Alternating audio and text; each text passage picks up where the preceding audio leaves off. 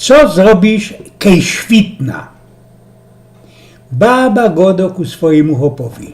Mój ty roztomiły, a rzeknij ty mi, co zrobisz, kej już świtna. Ożeni się drugi raz. A kaj tam, za Boga nie.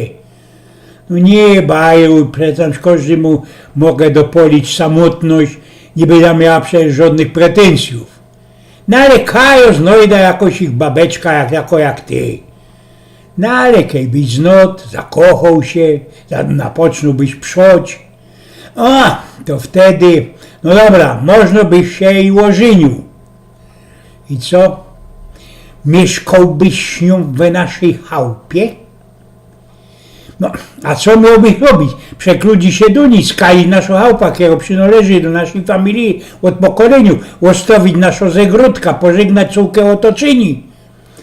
No, tak prawdą, no ale co ona by tak się spacerowała, szlandrowała po naszym ogrodzie?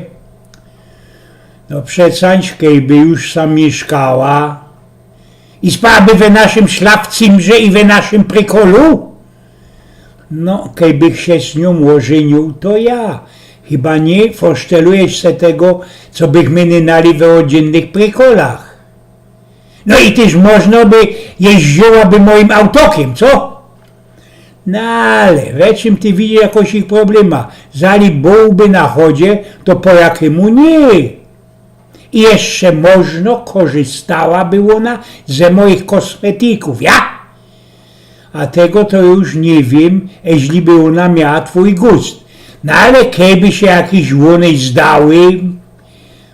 I co jeszcze? Można oblikałaby moje klajdy, moje przyłodzenie, co? No co żeś ty jako? Twoje klajdy, kecki, mantle są nania za knap, za małe. Ojgen z pnioków.